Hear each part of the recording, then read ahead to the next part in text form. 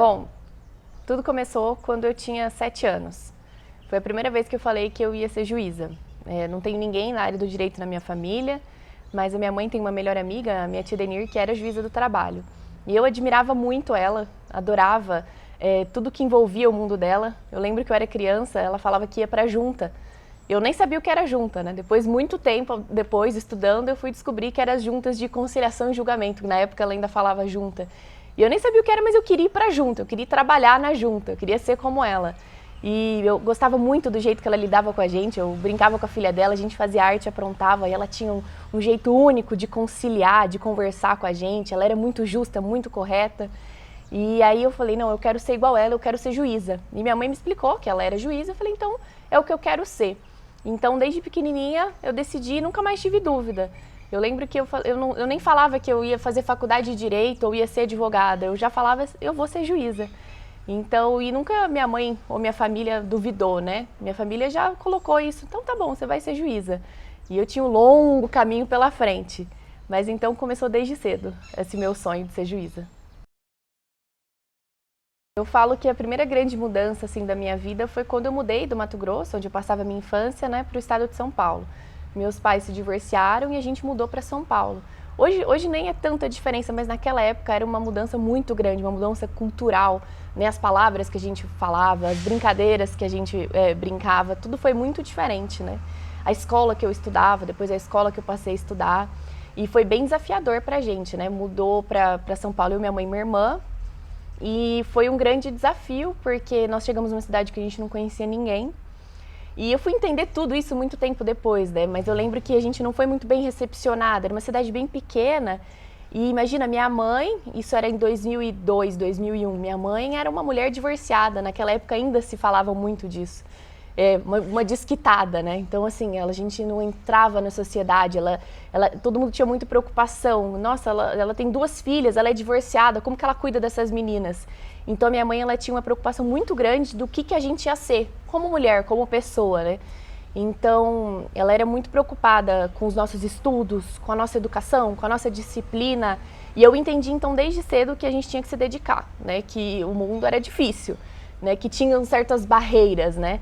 E a partir daí eu tive que me ralar na escola, porque eu lembro que no Mato Grosso era bem diferente o ensino.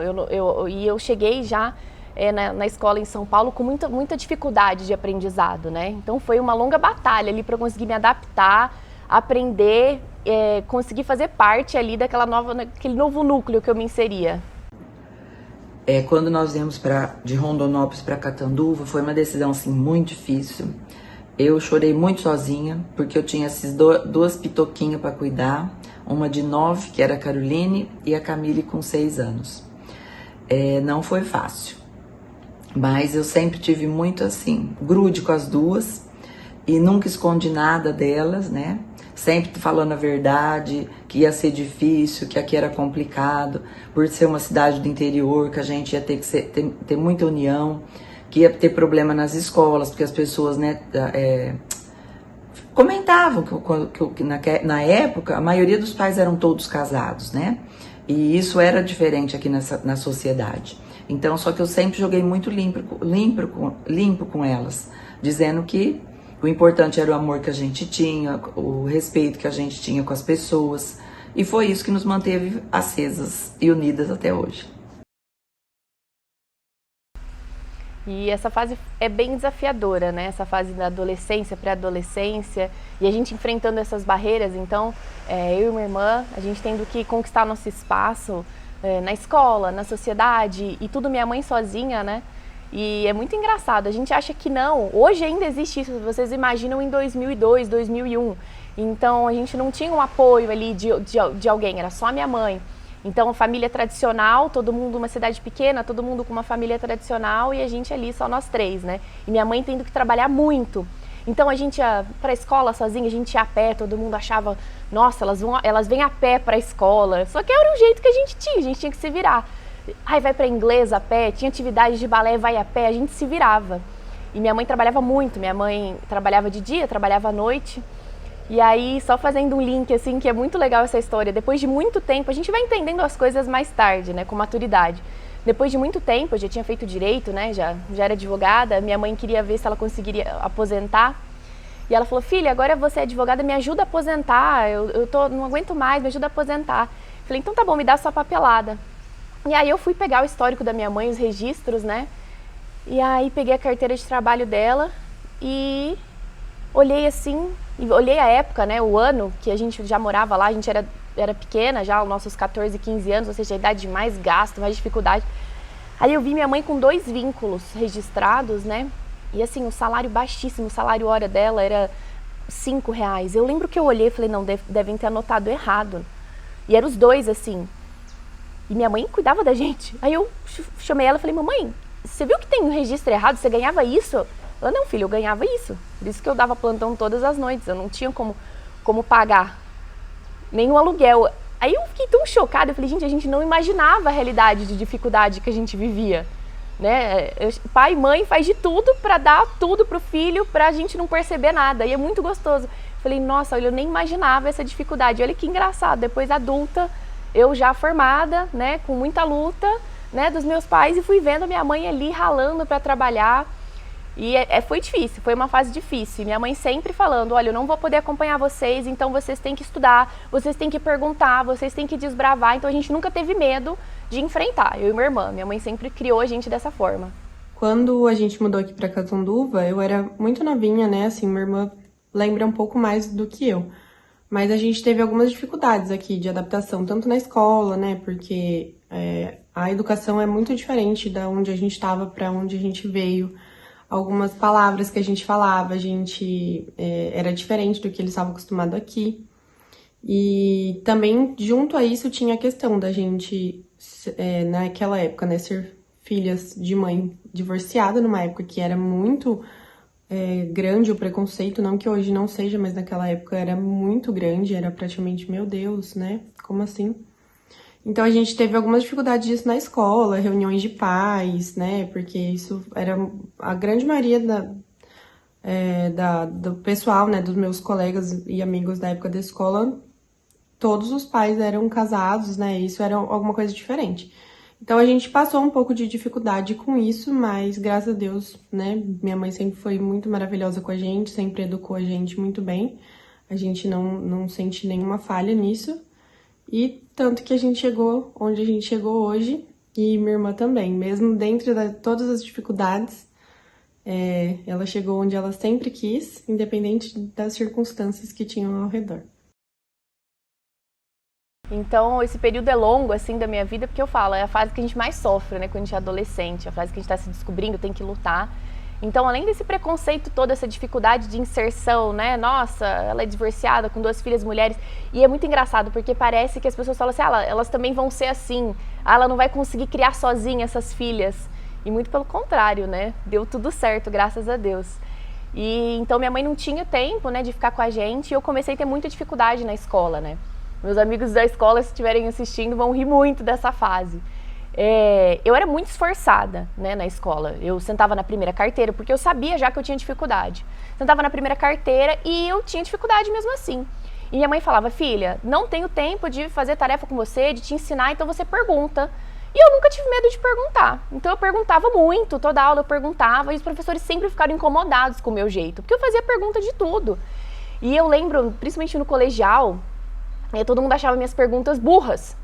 Né? Nossa, ela faz muita pergunta, que pergunta idiota, que pergunta... E minha mãe falava, idiota nada, você tá lá para aprender, pode continuar perguntando, né? Porque eu lembro que tinha o Orkut e criaram uma comunidade, Pérolas da Carol, com a minha foto. De todas as perguntas bobas, né? Na cabeça deles eram bobas, né? Que eu fazia. E os professores, olha que engraçado, gente. Hoje, eu acho que é inaceitável, né? Acontecer isso. Mas naquela época os professores riam. E eu lidava também na brincadeira, porque eu continuava fazendo, eu não ia deixar de perguntar. Eu precisava aprender, né?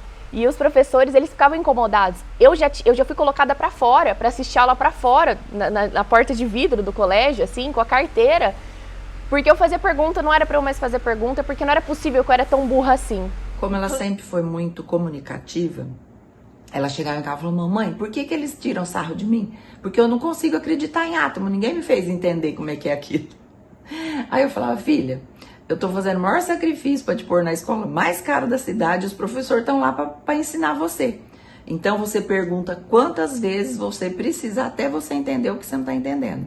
Porque todos eles que estão rindo de você, provavelmente é porque tem as mesmas dúvidas e não tem a coragem que você tem de perguntar. E ela se apegou nisso firmemente. E ela sempre chega, mamãe, eu já perguntei isso. Mas aí ela conseguiu superar essas dificuldades, né? Porque não tinha jeito de eu sentar com ela e estudar. E eu lembro que eu tinha um professor, é inacreditável isso hoje, que falou assim pra mim, olha, eu tava fazendo pergunta e na época eu usava aqueles brincos, né? Eu usava aqueles argolas, na época tava na moda aquelas argolas grandes. Aí eu fiz uma pergunta, ele falou, tira o seu brinco. Aí eu ri e tal, não entendi. Ele falou, eu tô mandando tirar o brinco. Eu falei, por que, professora? Ele falou assim, porque deve estar pesando o seu cérebro de tão burra que você é. Eu falei, não é possível que você seja tão burra assim, não é possível que você não entendeu. E eu não sei, eu acho que eu era tão incentivada pela minha mãe, eu falei, não entendi mesmo. Ele, então tira o brinco, eu tirei o brinco e ele me respondeu. Então assim, são coisas que eu olho pra trás, eu falo, meu Deus, como que eu fui passando por tudo isso? Mas eu tinha que passar, e eu tinha que aprender, e assim foi, eu lutando e vencendo e continuando.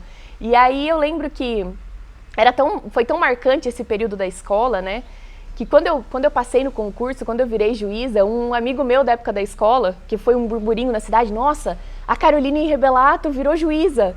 E aí ele me ligou pra ver se era verdade mesmo, que tava rolando um boato que eu tinha virado juíza. Eu falei, não, é verdade, eu virei juíza mesmo. Então foi muito divertido, assim, vencer essas barreiras todas e ter conseguido. Eu brinco que essa história da Caroline é muito parecida com a minha. Eu falo para ela que ela é minha alma gêmea em muitas coisas e especialmente nisso também, porque ela migra de um lugar para outro, né, do Brasil, culturas completamente diferentes, e ela entra numa escola nova, ela começa a enfrentar dificuldades, que foi exatamente o que eu passei quando eu saí na época do Rio Grande do Sul, fui embora para o Tocantins. E o mais bacana disso tudo é que ela não aceitou um rótulo, ela não aceitou uma sujeição ao que os outros diziam para ela que ela era. E eu acho que muitas pessoas às vezes acabam aceitando rótulos e elas encontram dificuldades na hora de passar em concurso porque acreditam naquilo que falaram para elas e não propriamente acreditam naquilo que elas, enquanto essência, são. A minha época da minha faculdade foi um dos melhores períodos da minha vida, né? Então eu saí de Catanduva e fui fazer faculdade em Ribeirão Preto, na cidade dos meus avós. Então eu morei com os meus avós a minha faculdade inteira. Eu falo que eu não passei dificuldade com comida. Eu comia tudo comida de avó, meu avô me levava e me buscava todos os dias na faculdade. E foi uma faculdade particular. Eu lembro que todo mundo que já me conhecia, né, que sabia do meu histórico, digamos assim, e sabia que eu queria ser juíza, falava, ela faz uma faculdade particular, ela nunca vai ser juíza, né? Mas eu também nunca me apeguei a isso, fiz a minha faculdade, levei a sério, né, minha faculdade. Não me preparei para concurso na época, só fiz a minha faculdade, me dedicando para as provas e tudo. E foi um período muito gostoso da minha vida. Eu me formei início de 2014, continuava com o sonho de ser juíza, mas como eu estagiava em um grande escritório na área trabalhista e eu fui contratada como advogada, eu me empolguei, né? Meu primeiro dinheirinho, então eu fiquei empolgada e comecei a advogar. E não conseguia estudar, né? Eu trabalhava o dia inteiro, eu fingia que eu estudava, né? Mas não conseguia estudar, não tinha nem um rendimento, eu nem considero que eu estudei, porque eu lia uma coisa ou outra uma vez no mês, assim. E aí eu fiquei esse ano todo, assim, até que minha mãe falou, olha, filha, e aí, você não quer ser juíza? Você tá atrasando, né, a sua vida, porque a gente eu sabia do edital, né, eu tinha minha tia que me ensinava, olha, você vai precisar de 3 anos de prática. Então, assim, eu sempre trabalhei na minha mente, eu preciso passar em 3 anos, né, e minha mãe falou, olha, você não tá estudando, você não vai conseguir cumprir a meta da sua vida. E aí foi uma decisão difícil, porque a gente começa a ganhar dinheiro e a gente se empolga, né, é gostoso ter a nossa liberdade. E era um bom escritório, eu gostava de trabalhar lá, fiz grandes amigos, mas eu falei, não, eu não posso atrasar a minha vida, né? Eu preciso estudar. E aí eu tomei a decisão de sair do escritório, fui morar com a minha mãe, foi bem difícil deixar meus avós, voltar para Catanduva e morar com a minha mãe, sem renda, sem nada. Eu continuei pegando um ou outro cliente com uma amiga minha que trabalhava no escritório, né?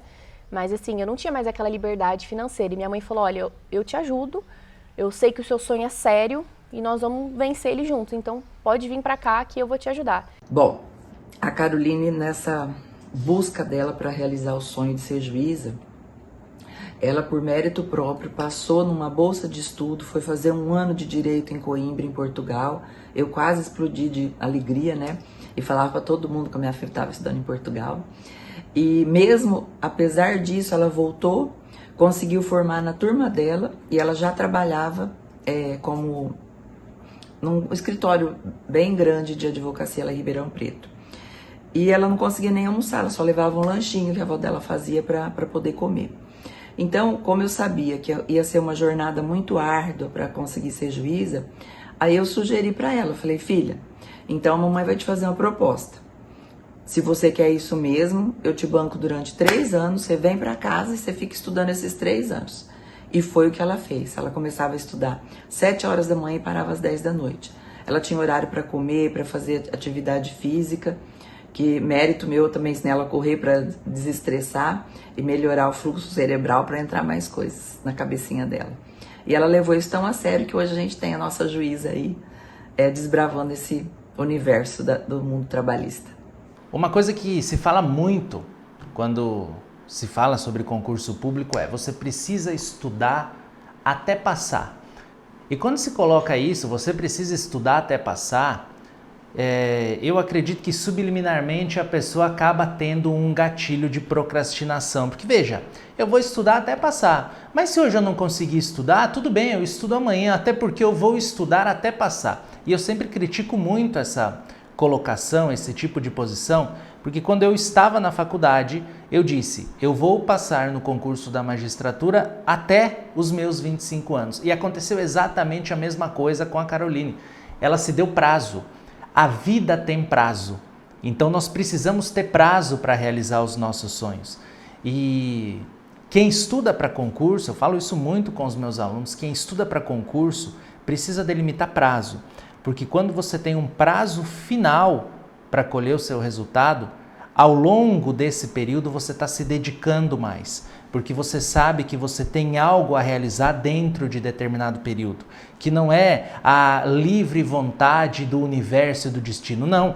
Você trabalha hoje para construir o seu futuro e para isso você precisa sim de prazo. Isso no final para estudar, sentar e estudar, né, no final de 2014. Sem planejamento nenhum, não sabia como eu ia, para onde eu ia, eu só sabia que eu tinha que estudar para ser juíza e eu ia fazer isso de alguma forma. Aí eu lembro que eu entrei no meu quarto, olhei para a parede e falei, e agora? O que eu vou fazer? Eu lembro que eu mandei mensagem para minha tia, falei, tia Denise, e agora? Vim para Catanduva, quero ser juíza, como que eu vou estudar? Ela falou, você tem que encontrar o seu método. E a minha tia, ela é bem assim, né? Ela fala que ela usa do método socrático. Você tem que descobrir o seu caminho e tal. Falei, nossa, o meu método, eu não sei como que é o meu método, porque estudar para concurso, hoje eu sei, é completamente diferente do que eu estudava na época para vestibular, na escola ou na faculdade, né? Eu nem sabia o que era método de estudo. Bom, aí eu na minha ignorância falei, já sei, eu quero ser juíza, então eu tenho que ler livro, né? Eu tenho que ler todos os livros das matérias que caem no concurso. Aí falei pra minha mãe, mamãe, vou precisar comprar muito livro, você me ajuda? Ela, vai, vamos lá, vamos comprando. Aí eu comprei os livros das matérias-chave. Comprei livro de Direito do Trabalho, Processo do Trabalho, Constitucional, Civil, Processo Civil, Administrativo. Falei, bom, comprei as doutrinas, aquelas doutrinas enormes, e falei, eu vou ler todos esses livros. E me organizei, separei, eu tentava ter uma organização, né? Separei os dias da semana com as matérias, com o tempo de leitura de cada livro e comecei a ler.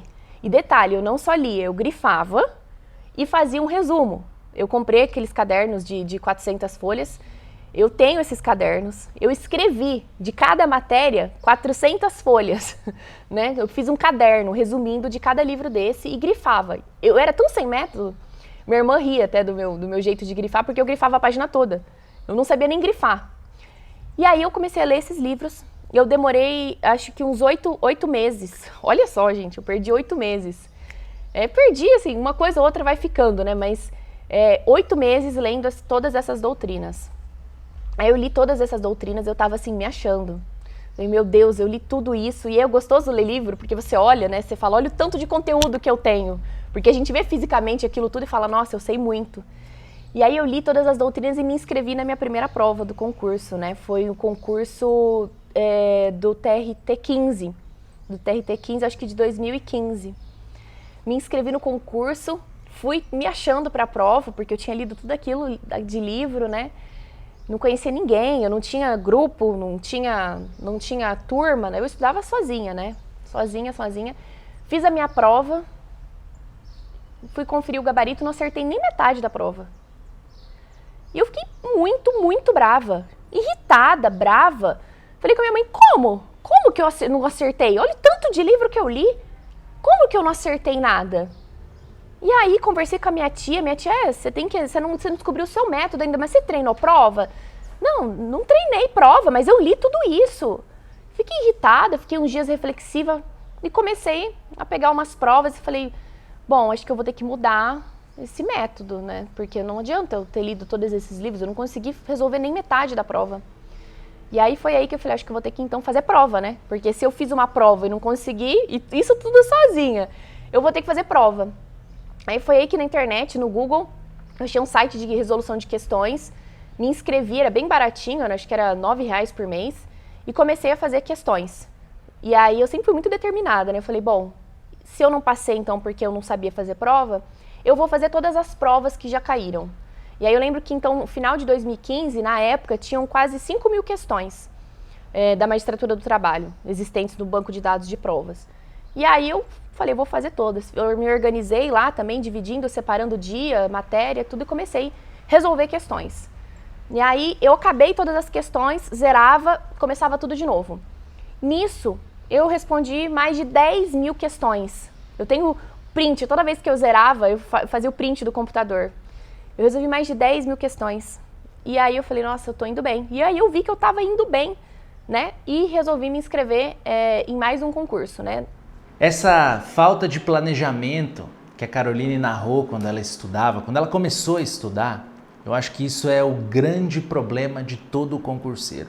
Estudar errado, porque existe uma máxima de que você precisa ler vários livros para passar no concurso da magistratura, falar mais de um idioma, conhecer várias teorias, conhecer várias culturas. E na verdade não é nada disso.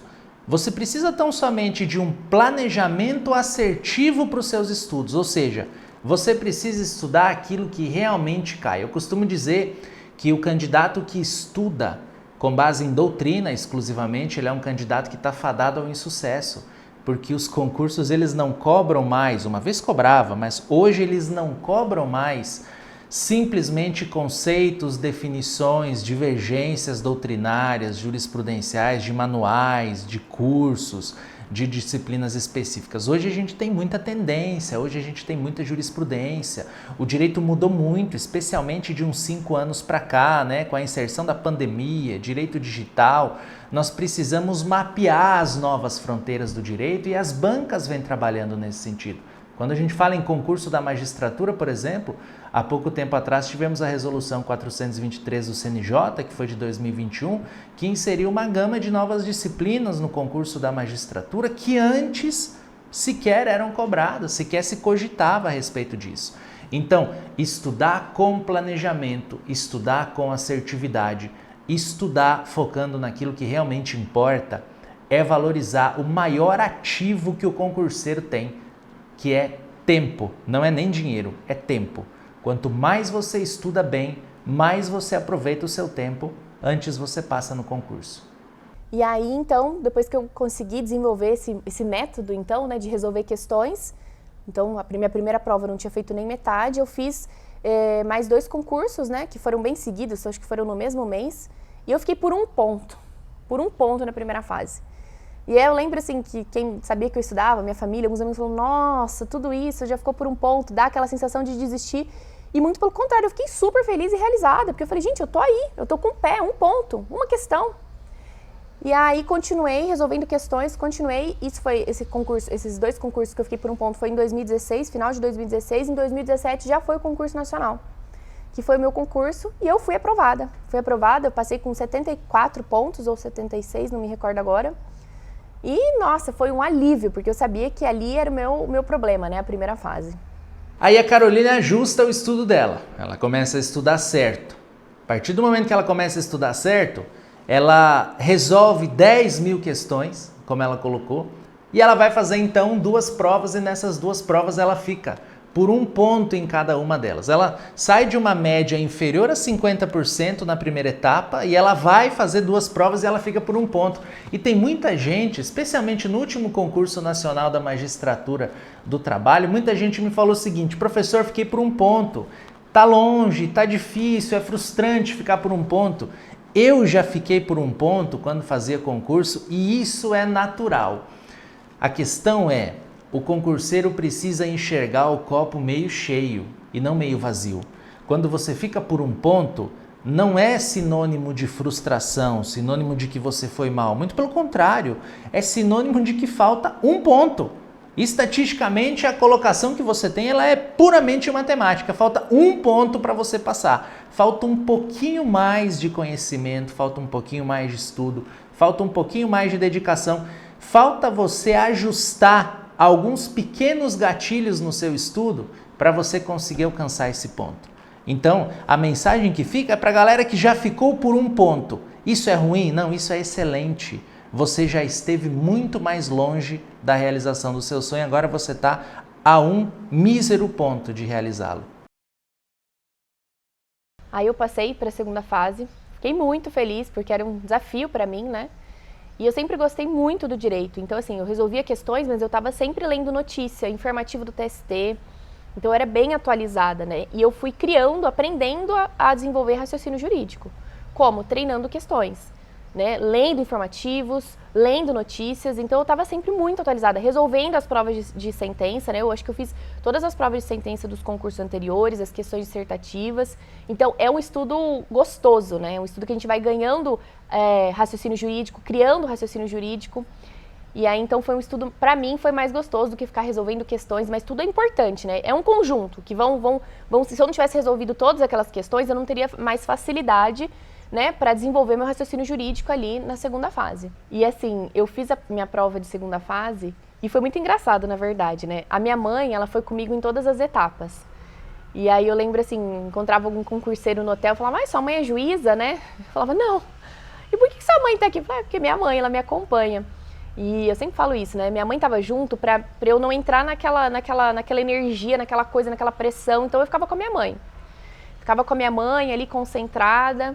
E aí, quando eu fiz a segunda fase, a prova, eu lembro que eu cheguei no hotel no primeiro dia, minha mãe: você foi bem, né? Eu falei: eu fui. Foi uma prova diferente, mas eu acho que eu fui bem. E quando eu cheguei depois no hotel na sentença, eu abri a porta e minha mãe estava ajoelhada. Ela falou: filha, e aí? Eu falei assim: mamãe, eu acho que deu pra mim. Foi uma prova longa, né? Foi uma prova muito difícil. Eu lembro que eu estava na metade da prova, na metade do tempo, né? E não tinha chegado na metade da prova. Aí eu parei, respirei fundo e falei: meu Deus, o senhor vai ter que me ajudar. Eu sei resolver, só que o senhor me ajude com o tempo. E aí eu consegui, me concentrei e fiz. Eu lembro que, a hora que eu terminei de resolver, sobrou um tempinho, consegui colocar súmulas e OJs ainda na prova inteira. Então eu falo assim, a gente sempre fala isso, né? Você sabe quando é a sua prova.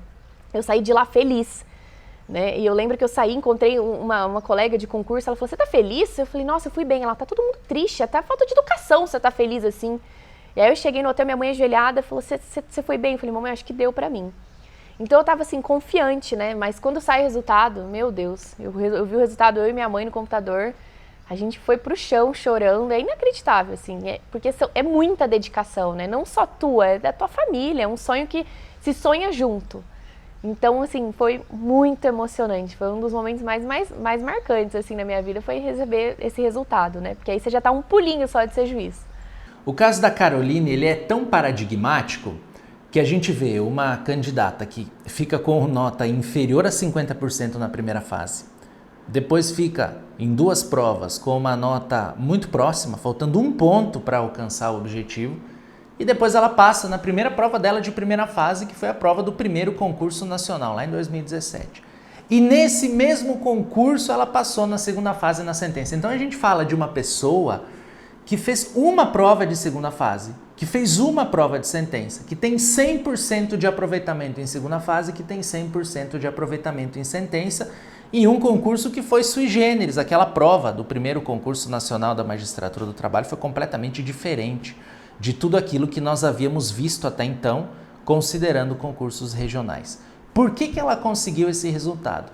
Porque ela conseguiu ajustar o estudo dela no momento oportuno. Ela conseguiu equalizar o estudo dela quando ela realmente deveria fazer essa equalização. Ou seja, ela abandona aquele estudo doutrinário, aquele estudo, abre aspas, mentiroso, que não vai te dar resultado, e ela passa a estudar aquilo que é realmente importante. Ela passa a conhecer tendência, ela passa a conhecer jurisprudência, ela passa a conhecer posicionamentos da banca examinadora e batata. Tava tudo isso lá na prova dela, muito embora tenha sido uma prova sui generis, uma prova diferente, e ela conseguiu ter 100% de aproveitamento na primeira prova de segunda fase de sentença que ela fez. E aí, estava na prova oral, né? E assim, antes, né, o meu concurso foi o primeiro concurso nacional, então a gente não tinha parâmetro. Até então, imagina, a prova oral você fazia no tribunal regional. E eu lembro, quando eu estudava, uma vez eu fui assistir prova, né? E era muito diferente o clima. Tinha muito servidor que fazia a prova. E às vezes o servidor estava fazendo a prova, eu sou assistente do desembargador tal. As pessoas meio que se conheciam, era um ambiente mais amigável, parecia. E aí a minha prova não tinha parâmetro.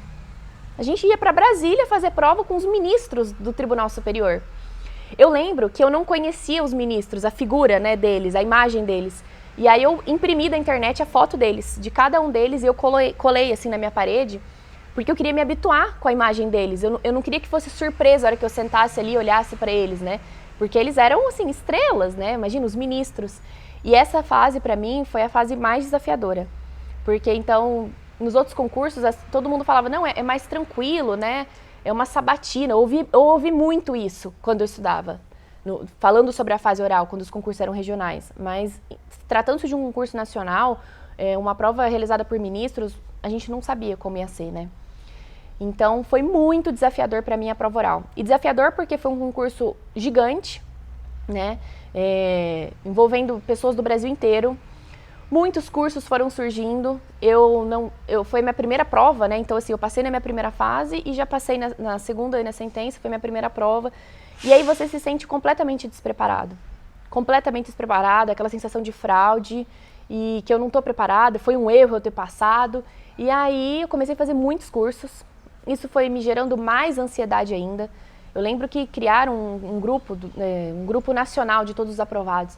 E eles mandavam teorias, mandavam dicas, me deu um pânico tão grande e não dava tempo de ler as mensagens, assim. Aí eu lembro, falei, mamãe, eu não vou conseguir. Ela falou, filha, você acha que para ser juíza você precisa ficar acompanhando o grupo? Sai disso. Aí eu saí do grupo e comecei a fazer cursos aí pelo Brasil, cursos de simulação, né, da prova oral pra gente treinar. E esses cursos, eles mais me prejudicavam do que me ajudavam. Porque cada vez que eu voltava de um curso desse, eu voltava duvidando mais ainda de mim, né? Porque eu lembro, assim, na época meu padrasto, ele falava assim, você tá indo fazer curso de etiqueta? Porque eu voltava diferente, eu tava perdendo a minha essência.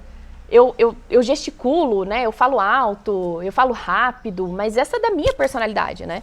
E nesses cursos a gente começou a aprender que a gente tinha que ter um padrão de fala, um padrão, até o jeito de falar, de pontuar, de sentar, de respirar. E eu fui perdendo a minha essência. E aí meu padrasto, ele brincava, ele falava assim, olha, pode parar de gastar dinheiro, você tá fazendo curso de etiqueta, porque ele falava que eu voltava pra casa respondendo, sim, mamãe, claro. Eu mudava até o tom da minha voz, né? E eu lembro que um desses cursos, nunca ninguém tinha falado nada da minha voz, ou da minha imagem, de parecer nova ou não. E olha só, são coisas que vão colocando na gente, né? Então, eu passei bem nova no concurso, mas nunca ninguém falou pra mim que eu era nova, assim, eu nunca percebi que eu era nova. E aí eu fui fazer um desses cursos e tava lá fazendo a minha arguição, acabou a minha arguição, a gente recebe o feedback na frente de todo mundo. Então, assim, é uma exposição, foi bem difícil pra mim, né? Pra mim, pra outras pessoas que eu vi. E aí eu fiz até uma grande amizade com uma colega também nesse dia que sofreu, assim, com o feedback. E aí eu recebi o feedback que eu era muito nova, que eu tinha um jeito de menina e que a minha fala, minha voz era muito, muito estridente, muito de menina e que eu precisava mudar isso. Porque como que uma juíza vai ser uma menina assim? Eles não iam gostar. Aí eu fiquei chocada, porque assim, eu falei, gente, eu não tenho como que eu vou mudar isso, né? E aí, eu lembro até que eu ia de óculos, assim, pra parecer mais velha, né? Aí eu lembro que eu liguei pra minha mãe do hotel e falei, mamãe, acho que não vai dar. Eles me falaram que eu sou muito nova, que minha voz é de menina, que eu falo como uma menina. E minha mãe falou assim, claro que vai dar! Os meninos vão ficar encantados que uma menina nova conseguiu passar e chegar. Então, assim, eu sempre tive minha mãe me empoderando, né? E nesse dia, olha que engraçado, uma outra colega, que é essa que eu fiz amizade, ela recebeu um feedback que ela tinha uma voz muito calma e que ela não passava segurança. E aí ela saiu, foi pro banheiro e como eu tinha ficado triste, eu fui atrás dela, eu não conhecia ela, fui atrás dela. E aí eu falei, calma. Ela falou, nossa, olha só o que eles falaram pra mim. Ela falou assim, eu tenho 10 anos de experiência como docente, eu dou aula há 10 anos. Então, assim, era coisa que fazia você questionar a sua vida toda, sabe? Então, pra mim, foi uma fase assustadora, essa preparação, assim, pra oral, foi de muito nervosismo. Hoje, se eu pudesse, eu faria tudo diferente. E aí, a grande mudança, assim, foi quando já estava chegando perto, né, pra prova em si, que eu tinha que escolher o que eu ia fazer, né, como que eu ia me preparar para o grande dia. Uma das coisas que mais me chama a atenção na história da Caroline é quando ela passa da segunda fase da sentença, chega na prova oral, não conhecia o rosto dos ministros e ela então cria uma sistemática de ambientação do estudo dela. Ela coloca lá no quarto dela, né, que eu conheço muito bem, aquele quartinho de estudos, e ela coloca lá a foto dos 5 membros da banca examinadora que ela teria que responder lá no dia da prova oral. Essa ideia de ambientação dela foi sensacional, foi incrível, porque ela conseguiu a partir daí iniciar a normalização dessa situação de prova oral. Quando o candidato chega na prova oral, ele chega com um sentimento comum de fraude, ele chega achando o seguinte, será que corrigiram a minha prova mesmo? Será que aquela sentença, aquela prova de segunda fase era realmente a minha? Porque o candidato chega completamente despreparado e o candidato não estuda para a prova oral ao longo da preparação dele. É muito comum a gente estudar lendo, é muito comum estudar vendo, assistindo a aula, ouvindo algum áudio, mas é muito incomum aquele estudo falado. E quando a gente chega na prova oral, existe a necessidade de construção de uma sinapse, de uma neuroplasticidade, de você conseguir pegar aquilo que você outrora escrevia, pegar aquilo que está dentro da sua cabeça e ao invés de colocar no papel, verbalizar, falar isso, colocar no mundo. E a partir do momento que você cria espécies de treino, metodologias que te auxiliam a fazer isso aí, você começa a colher os frutos dessa ambientação, você começa a normalizar essa situação e quando chega lá na hora da prova, fica tudo mais fácil. Aí, para a prova oral, a gente tem o sorteio de ponto, né? E você tem 24 horas para dar uma revisada, né? Digamos assim, no conteúdo, né? Para parar uma ou outra aresta. Eu lembro que eu tinha um amigo que a gente estudava junto, nessa fase eu tinha um amigo que a gente estudava junto, vários amigos assim que a gente estudava junto. E aí ele fez um curso de preparação para oral. E aí a gente tinha combinado um com o outro que a gente não ia comprar mais nenhum curso. A gente falou assim, ó, a gente já gastou muito, não vamos comprar mais nada. Combinado? Combinado. Aí eu lembro que ele me ligou e falou assim, eu tenho uma coisa pra te falar, acabei contratando um professor, eu comprei mais um curso. Eu falei, você tá brincando? Ele falou, nossa, mas você tem que contratar. O cara é fora do normal, ele é novo, ele é incrível, eu nunca vi nada parecido e tal. E eu era assim, bem rígida, né? Eu gostava muito de conhecer as coisas antes de comprar. E ele falou assim, só que não vai ter vaga, liga pra ele. Aí foi aí que eu conheci o professor Alexandre, o magistrar. Não o conhecia, né? Fiquei sabendo receber essa indicação e eu falei, tá bom, vou ter que contratar ele. Aí eu desesperada mandei mensagem. Oi, professor, eu preciso de acompanhamento nas 24 horas. Eu lembro que ele me demorou um monte para responder. Eu falei, nossa, aí já fica aquela sensação, não vou conseguir passar, o professor não me respondeu. Aí ele me respondeu, tinha vaga. E aí o professor Alexandre foi então comigo nas 24 horas. Que é um momento assim, gente, que a gente vai do céu, né? É um momento de muita adrenalina. E assim, você tem que estar com pessoas do seu lado que vão te apoiar em todos os aspectos, assim. Eu falo que você tem que saber muito bem quem você leva, quem vai estar com você nesse momento.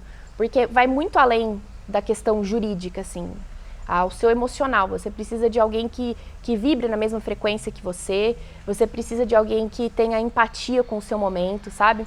eu vi muita gente ali que era uma questão assim, meramente um acompanhamento, sabe? Eu tô ali para fazer a minha parte jurídica, só que eu tive um acolhimento muito grande. Para mim foi o essencial. E a Carolina, ao longo da entrevista dela, ela disse que a mãe dela acompanhava ela, né, em todas as fases do concurso, enfim. E olha que curioso, eu conheci a Caroline por meio de uma mensagem que ela me mandou, porque um outro aluno era muito amigo dela e ele fez uma indicação. Então ela conhece o magistrar aí. Só que eu tive a oportunidade de, antes de fazer a arguição da Caroline, de fazer o acompanhamento da Caroline, de fazer o acompanhamento de outros 2 alunos que a Caroline fez também o acompanhamento enquanto anjo. Na prova oral a gente tem muito isso, né? Vai um professor e vai um anjo para coletar material, para dar uma força e tal. E nessas 2 oportunidades eu tive a chance de conversar mais com a Caroline nesses 2 acompanhamentos desses 2 alunos. E quando chegou a época do acompanhamento da Caroline, das 24 horas dela, foi a tia, né, a Adenir Carruesco, que hoje é presidente lá do TRT da 23ª Região, e foi minha sogra. E foi tão engraçado que a Caroline tinha 2 ou 3 anjos para a prova dela, e a gente saiu para jantar lá em Brasília. E aí eles sentaram num lado da mesa e eu acabei sentando do outro lado da mesa, perto da mãe dela e perto da Adenir. E eu digo que foi engraçado porque o meu primeiro contato com a minha sogra, que foi ali, foi um contato que eu derramei uma garrafa de água praticamente inteira no colo dela. Ela sentou, colocaram uma água aqui, eu conversando, gesticulando, sem querer, tomando um vinho ali, conversando com elas, derramei a água inteira nela. Foi bastante curioso, mas graças a Deus, né, ela não criou nenhum tipo de impasse para ser minha sogra, muito embora eu tenha derramado um copo inteiro de água no colo dela nesse dia. Aí sorteei meu ponto, fui lá pegar meu ponto, tudo bem com as matérias de trabalho, processo de trabalho, constitucional, mas em processo civil peguei execução, falei, meu Deus, execução, mas vamos lá, vamos encarar. E aí eu tinha contratado 2 professores, né, um deles o professor Alexandre, do magistrar. Aí chegaram no hotel, os professores conversaram, dividiram as matérias e eu comecei a estudar primeiro trabalho e processo do trabalho. Comecei a estudar, né? Fui pro meu quarto e não estudava, não conseguia, eu estava muito nervosa, não conseguia ler nada. Não lia, não raciocinava, não fluía, né? E aí eu lembro assim, o método da professora, eu ia estudar e ela ia me arguir, ia me tomar. Eu lembro, chegou a vez de me tomar, aí ela me perguntou assim, logo já no início, o que é aviso prévio? Aí eu travei e falei, não sei. Eu tava assim, eu tava sem fala, eu tava sem energia. Aí a professora, pô, você não sabe o que é aviso prévio? Aí eu travei assim, eu falei, não sei. Voltei pro quarto, fiquei muito mal, falei, não sei nada. Aí eu falei aos meus amigos, olha, eu não quero mais fazer a arguição, pode dispensá-la, eu vou tocar aqui, eu nem sei mais se eu vou fazer a prova. E faltava o ponto de execução, que era do professor Alexandre. Aí ele entrou no quarto e falou, olha, vamos fazer o seguinte, você tá nervosa. Aí eu assim, eu não conhecia muito bem ele, né, e eu com o olho cheio de lágrima, querendo chorar, e ele, pode chorar, tá tudo bem. Ele falou assim, tá tudo bem, você sabe tudo, vamos fazer o seguinte, eu vou conversando aqui com você. E eu assim, na frente dele, eu tava muda. Aí ele falou assim, ó, eu vou lendo umas coisas aqui com você e tudo bem, tá bom? Você não precisa falar nada pra mim. E eu assim, tá bom. Eu tava anestesiada, e ele começou a ler pra mim, e falava umas coisas, e ele foi me dando uma aula, assim, mas muito descontraída, não parecia aula. Porque ele falava assim, então, né, aí eu completava uma frase, foi tipo isso, um jogral, assim. E aí eu fui ficando mais calmo. Aí ele falou assim, ó, então vamos lá, a gente vai trabalhar. E aí ele começou a passar os outros pontos comigo, dessa forma. Eu não respondi nada, eu não tinha condição de responder nada. Então ele foi conversando comigo, me falava conceito, me explicava uma coisa ou outra, abria artigo, me mostrava onde estava. E eu em alfa ali, ele com uma paciência, eu chorando, travada, lacrimejando, com vergonha de estar daquele jeito, né? Que a gente fica com vergonha, a gente fica muito vulnerável, exposta. É por isso que eu falo, esteja com gente que tenha empatia com você, que tenha acolhimento, que saiba o que representa esse momento, porque é o momento da sua vida. Dá uma sensação assim, nossa, eu vou ter que voltar tudo. Você só fica pensando nisso, pelo menos eu só ficava pensando nisso. Vou ter que voltar tudo. Nossa, eu vou ter que voltar tudo de novo. Eu pensava em tudo que eu tinha estudado, todo o tempo, todas as dores no joelho, dor nas costas, vergonha da minha mãe, da minha tia que estavam ali para ver minha prova. E aí fiquei lá com o professor Alexandre até 9, 10 horas. Eu lembro que eu nem queria comer. E ele comendo ali junto comigo, os meus amigos me ajudaram muito, todo mundo ali no quarto. Eu lembro um amigo meu também, eu cheguei no final do dia e falei, olha, eu acho que eu não vou fazer a prova não. Eu não sei nada, você viu? Não respondi nada, não vou fazer a prova não. Meu amigo falou, vamos fazer o seguinte, vamos dormir? Vamos dormir, amanhã é um novo dia. E eu lembro que eu tinha medo também de não dormir, que eu falava assim, nossa, já pensou, não vou dormir nas 24 horas. Gente, eu apaguei, acordei com o despertador e eu já tava assim, eu tava tão entregue pra Deus, eu falei, olha, meu Deus, eu vou lá. Eu vou lá porque o Senhor me trouxe até aqui, né? E aí eu lembro, o professor Alexandre já estava acordado, chegou, conversou uma outra coisa comigo também, dessa forma, me falando as coisas. Eu não respondi nada, eu não conseguia responder. E ele nem me perguntou, ele só falou, olha, então, e sentou pra gente tomar café da manhã junto, minha mãe tava ali, minha tia, meus amigos. E aí eu tava com medo, eu falei assim, nossa, eu tenho medo de chegar lá, já pensou táxi? Ele, não, eu levo vocês. Eu vou levar vocês, aí a gente foi para o TST, ele já ia acompanhar um novo aluno, né? Ele falou, não vou conseguir ver a sua prova. Aí isso também me deu uma certa ansiedade, porque eu não ia ter professor lá vendo a minha prova. Ele falou assim, mas ó, você tá tão preparada, que geralmente eu acompanho meus alunos, mas você vai sozinha porque você tá muito preparada. A Caroline, realmente ela ficou muito nervosa nas 24 horas dela. Dava para perceber que ela tinha muito conteúdo, que ela dominava o conteúdo, mas fato é que quando você chega nesse momento, quando você chega nessas 24 horas, o emocional, de certa maneira, ele pesa. E a gente precisa muito mais nesse momento de um controle emocional do que propriamente de um controle técnico, de conhecer conteúdo, porque o candidato que chega na fase oral, ele é um candidato que já sabe de conteúdo.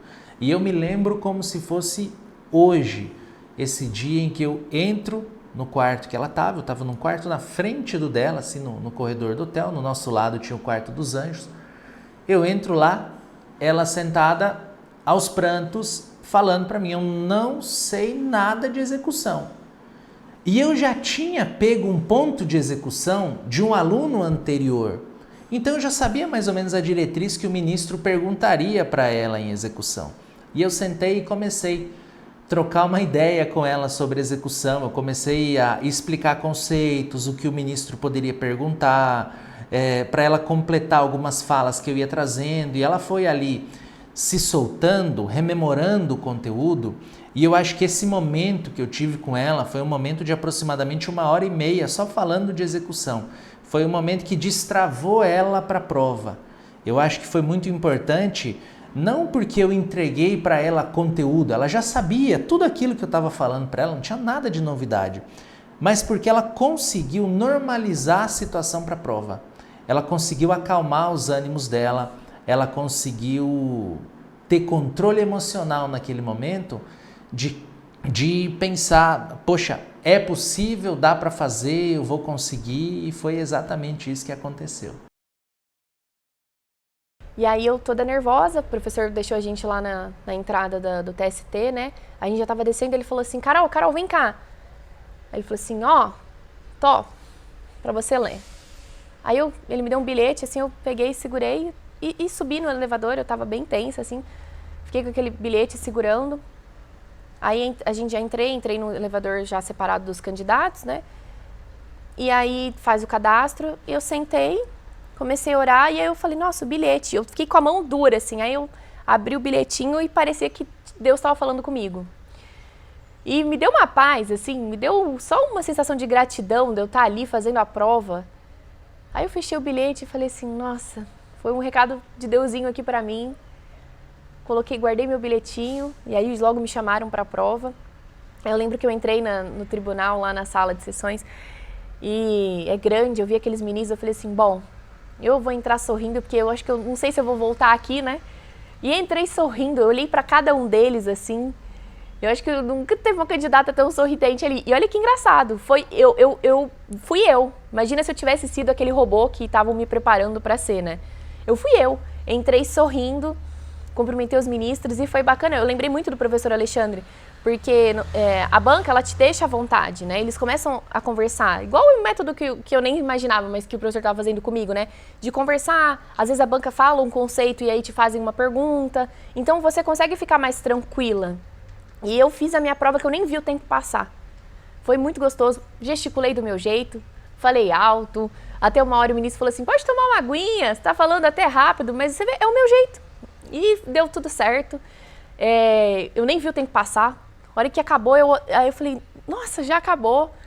E foi, assim, um momento de grande realização. Grande realização. É uma mudança na vida, né? Minha, da minha família, de tudo. E essa história do bilhete é muito legal, porque a Caroline muito nervosa, eu acompanhei ela de perto, logo depois eu teria que acompanhar um outro aluno, inclusive amigo nosso, que foi exatamente no outro dia da Caroline, já era amigo da Caroline, e eu falei, não, fica tranquila que eu vou levar vocês lá no TST, a gente sai do hotel então, eu levo ela para o TST, e nisso eu tinha escrito um bilhete para ela. Eu falei, olha, ela está muito nervosa e eu me via muito nela. A Caroline foi para a prova oral muito jovem, ela estava com 25, 26 anos, foi mais ou menos a idade que eu fui também para a minha prova oral. Eu me lembro como eu estava nervoso. Na época eu não tinha condições de pagar alguém para me dar suporte, enfim. Então assim, eu sabia como esse momento era difícil. E eu escrevi um bilhetinho para ela. E aí a gente chega no TST, estava no carro a Caroline do meu lado, a mãe dela e a tia dela atrás, elas descem do carro e eu entrego um bilhete para ela e falo o seguinte, olha, na hora da prova, pouco antes, na verdade, você abre esse bilhete e lê. E esse bilhete tinha uma mensagem de Efésios 3:20 que dizia o seguinte, aquele que é capaz de fazer infinitamente mais do que pensamos ou imaginamos com a glória do seu poder que age em nós. Ela foi, eu não consegui acompanhar a prova dela, ela fez a prova, passou no concurso.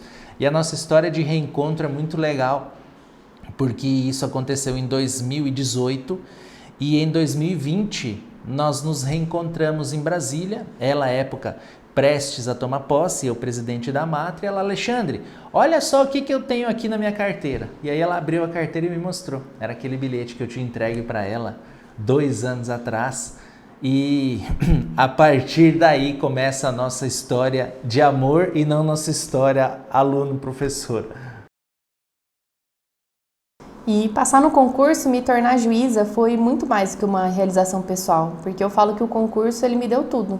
Ele me deu a minha família, ele me deu o meu marido, a minha filha, a vida que eu tenho hoje. Então, assim, é uma transformação tão grande, a gente nem imagina. E falar assim, nossa, você faria tudo de novo? Tudo de novo, tudo de novo. Meu marido sempre fala pra mim que se ele soubesse como... Ai, eu vou chorar.